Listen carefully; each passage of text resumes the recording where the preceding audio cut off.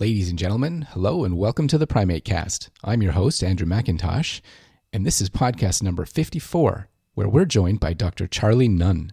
You know, I'm amazed that this keeps, producing papers. Yeah. And we have, through various collaborations, friends, whatever, new ideas pop up. And we say, oh, yeah, we could look at that with the Global Mammal Parasite Database. And, it's partly a reflection of how dynamic the field of disease ecology is, right, and the kinds of questions that just continuously are, coming up with community ecology, for example, or whatever.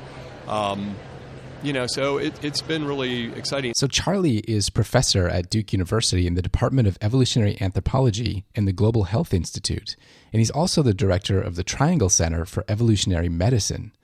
We sat down with Charlie at last year's IPS meetings in Chicago and had a chance to talk about a number of things that he's been doing over the years, starting with maybe what's most kind of reflective of his work, using a comparative perspective in evolutionary anthropology and biology, in infectious disease ecology. So we talk about that and how that perspective for him started early, but also led into something that I and I know a lot of people I work with are really intrigued by and use fairly regularly, the Global Mammal Parasite Database, which is a really nice repository online available to everybody that really focuses on primates, but also some other mammalian groups and their parasitic infections.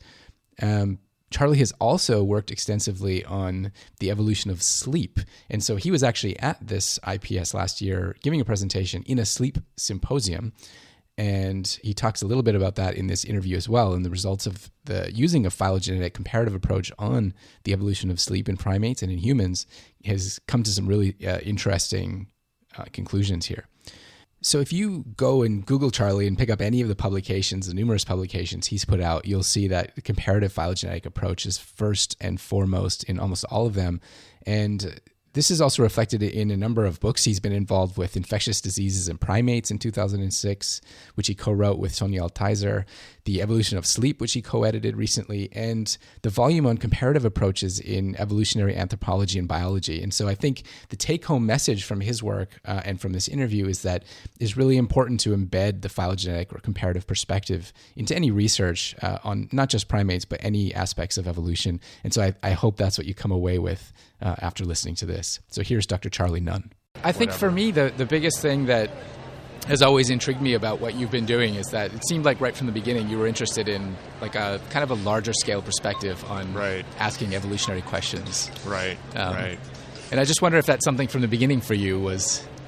Well, it's interesting. I actually started out thinking I would study paleontology, that I'd be a paleontologist, and because I was interested in the big picture. And after I graduated from Dartmouth as an undergraduate, I went on to University of Washington and did an independent study with this guy I'd never heard of, Joe Felsenstein. Okay. And he, of course, developed all sorts of methods to look at trait evolution on a phylogeny. Mm-hmm.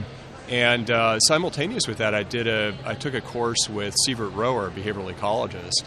And once I got to Duke as a PhD student, all of a sudden I realized I could tie these two things together. I could look at behavior on a phylogeny. Right. And right about then, Andy Purvis's composite estimate of primate phylogeny came out, and I just started running with it. So you're right. I've always been interested in that big picture. Yeah, and at the beginning, more recently, most of your focus or research has been in kind of the area of health and disease, and from an evolutionary perspective. Right. But was it always like that as well when you started thinking about this? I started out really studying basic kind of questions in primate socioecology with Carl Van Schaik as my advisor as a PhD student. And, so I have chapters in my PhD dissertation that involve the number of males in primate groups and the evolution of sexual swellings and things like that. And it was at Duke when I was, as a PhD student, interacting with a lot of people over in zoology and botany, that I came across a guy named Janis Antanovics, and he really got me interested in disease. He was the one who said if there's ever a group where we could study infectious disease comparatively, it would be primates. And so he actually ended up leaving Duke and going to University of Virginia, and John Gittleman simultaneously moved up there, another comparative biologist, and the three of us worked together on studies of infectious disease, and I've been thrilled. It still goes on. There's still so many questions that we don't have good answers to. Absolutely. Really nice challenges. Absolutely. I mean, it does seem to be picking up steam a little bit more recently, and in part because of some of the things that you've put together, like the 2006 book on infectious disease, and at around the same time frame, the global mammal parasite database. That's right. What was kind of the impetus for setting that up for you, or how did that come about? Right. So that again goes back to Janis Antoniewicz, and that was that was one of his ideas, really, in a very preliminary form, and he realized that I didn't know anything about parasites when I started there, and so he teamed me up with a woman named Sonia Altizer, professor now at University of Georgia, and she at the time was a postdoc but was an undergraduate with Janis at Duke, and we actually are the ones who ended up, putting together that database, and Janis never actually was on any of the papers. But that's very much, like Janis, to just orchestrate, collaborations and support them. Right. And so, it was really Sonia and I who set that up, and we continue to work on it, together, collaboratively. Yeah. And in the beginning, so it was, it's a global mammal database, so... Right. What kind of time commitment, for example, was in that, or, Well, the intention was to eventually include, multiple groups of mammals, and we do include terrestrial hoofed mammals, ungulates, in other words, but carnivores and primates, and we have a couple of other databases that have really never been completed that are also listed there. But it just is too overwhelming. The rate of papers coming out, we just can't keep up with in all of those groups. And so I've kept the lead on the primates, and I'm woefully far behind. But I welcome anyone to send me papers, as they come out, and we try to enter them. It's usually about a year lag, but we're trying to keep up as much as we can. Right, and of course that database in itself has allowed you guys to. Put out quite a fair number of studies using it, and I guess externally as well, you have people with a lot of interest in that as well. Sure. I'm amazed that this keeps, producing papers. And we have, through various collaborations, friends, whatever, new ideas pop up. And we say, we could look at that with the Global Mammal Parasite Database. And, it's partly a reflection of how dynamic the field of disease ecology is, and the kinds of questions that just continuously are, coming up with community ecology, for example, or whatever. So it's been really exciting. I guess the key thing, though, I should say is using the database does not require that any of us be a co-author. The database is entirely available, the core of it. And there are other parts of it that are not available on our website, but people send us emails and we shoot them, we run a query and send them the data. Okay. But most of it is available. Okay. Just directly on the webpage. Cool. And so, just to move on a little bit, more recently you've been getting more and more involved, I think, in the field of evolutionary medicine as well. That's right. So you're, correct me if I'm wrong, it's director of the Triangle Center for Evolutionary Medicine at Duke? That's right. Many of your listeners will be familiar with NESCENT, the National Evolutionary Synthesis Center. It was an NSF-funded synthesis center for 11 years in Duke. It's in Durham. It's actually between Duke, UNC, Chapel Hill, and NC State. And as that closed down, there was a defined 10-year period of funding. We looked for a new, a new opportunity, a way to really continue this kind of evolutionary and synthetic perspective, but with a more applied dimension to it. And so we moved it in the direction of evolutionary medicine. That's simply this field in which people are taking an evolutionary and ecological perspective on human health. So what are the kind of major directives or objectives that you're involved with there through that center? Right. So a lot of what I'm involved with is infectious disease related. We team up with, for example, the Duke Tropical Conservation Initiative to look at how biodiversity loss influences infectious disease risk. Right.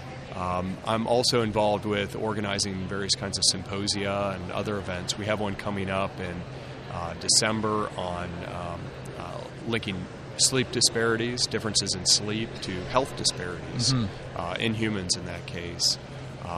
We have a lot of different things that go on. We have seed grants and working groups that we fund and regular RFPs. And we're always looking for, sort of the edges of knowledge and where we can bring in new people to the triangle area, not just Duke, but the other universities in the research triangle of North Carolina. Great. So at IPS 2016 here, I caught your talk, and so you were talking about sleep. That's right. So maybe you can just we'll just close out the interview on sleep here, so our listeners can hit this. Okay, sure. Okay. For those of you who are still awake, sleep is a fascinating area to me. I originally got interested in this over 10 years ago. We received an NIH grant to study the evolution of sleep in mammals, and we produced a database, which is available online for people to download the database on sleep durations. And it's been fun. It really paid off, and then it sort of petered out, and now it's come back to life again. Partly through some work we were doing at the Duke Lemur Center on sleep, but also because of a postdoc in my lab, David Sampson, who joined the lab, and he wanted to learn some comparative methods. And I said, well, one thing we haven't done is look at sleep in humans, and really try to understand sleep in humans relative to other primates. I developed some new methods that allow us to look at evolution along a single branch. So we threw all the data together and put in a value for humans, and we were incredibly surprised to see that actually humans, sleep much less than you would predict. Right. And so these methods basically allow us to use all the variation across other primates to build statistical models that enable us to predict what we would find in humans. Given our phylogenetic position, given our other phenotypic characteristics. And, if we do this, we come up with an expected sleep duration of 10.3 hours, right? Which probably not many of us are even near that. Not many people sleep that much. It's the very tail ends of the natural human distribution in sleep time. And we realized we were onto something pretty interesting. So we've proposed that throughout human evolution, we've had things that are better to do than sleep, and just like we do today. We all have things that we'd rather be doing than sleep, and so we whittle away at our sleep time. And it actually appears that natural selection has been doing that, for us for millions of years. Yeah. That's a fascinating topic, and in the interest of time, I'll just let you go here. But thanks for joining us on the PrimateCast. It was great. I enjoyed it. Thanks for the opportunity. You have been listening to the PrimateCast, a podcast series dedicated to the study and conservation of primates around the world. Brought to you by the Centre for International Collaboration and Advanced Studies in Primatology of the Primate Research Institute of Kyoto University. Visit us online at www.cisasp.pri.kyoto-u.ac.jp/news/podcasts and follow us on Facebook at www.facebook.com/thePrimateCast and on Twitter at thePrimateCast.